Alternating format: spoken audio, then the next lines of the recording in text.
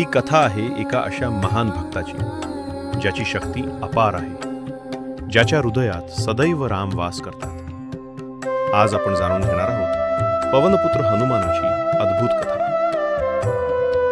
प्राचीन काळात माता अंजनी आणि केसरी यांच्या घरी एक दिव्य बालक जन्माला आला। हा बालक साधा नव्हता, पवनदेवांच्या आशीर्वादाने जन्मलेला, म्हणूनच त्याला पवनपुत्र असे म्हणतात।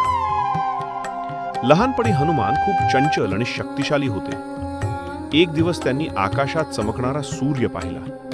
त्यांना वाटलं तो एखादा गोड फळ आहे आणि तो खाण्यासाठी आकाशात झेपावले। देवतांमध्ये खळबळ उडाली। इंद्रदेवांनी त्यांना थांबवण्यासाठी वज्रप्रहार केला। त्यामुळे हनुमानांच्या हनुवटीला दुखापत झाली आणि त्यांचे नाव पडले हनुमान। काळ पुढे सरकला। जेव्हा श्रीराम वनवासात होते तेव्हा त्यांची भेट हनुमानांची झाली। त्या क्षणापासून हनुमानांनी आपलं आयुष्य रामसेवेला अर्पण केलं। जेव्हा सीता माता यांचं अपहरण रावणाने केलं तेव्हा हनुमानांनी त्यांचा शोध घेण्याचा निश्चय केला। ते पर्वतावर उभे राहिले आणि विशाल समुद्र पार करण्यासाठी सज्ज झाले। हनुमानांनी आपली शक्ती आठवली आणि एका मोठ्या झेपेत त्यांनी संपूर्ण समुद्र पार केला। ही झेप त्यांच्या धैर्याचं प्रतीक बनली। लंकेत त्यांनी सीतेला अशोक वाटिकेत पाहिलं। त्या खूप दुःखी होत्या। हनुमानांनी त्यांना रामांचा संदेश दिला आणि आशा दिली की राम लवकरच येतील।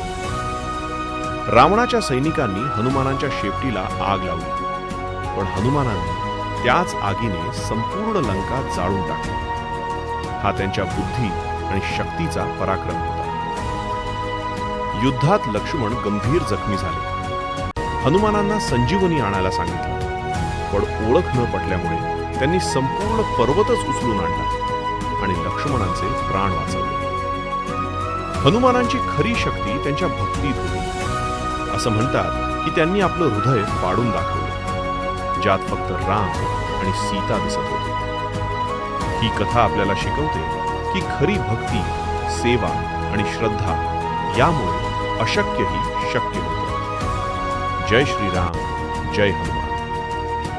व्हिडिओ आवडला असेल तर लाईक करा, शेअर करा आणि चॅनलला नक्की सबस्क्राईब करा।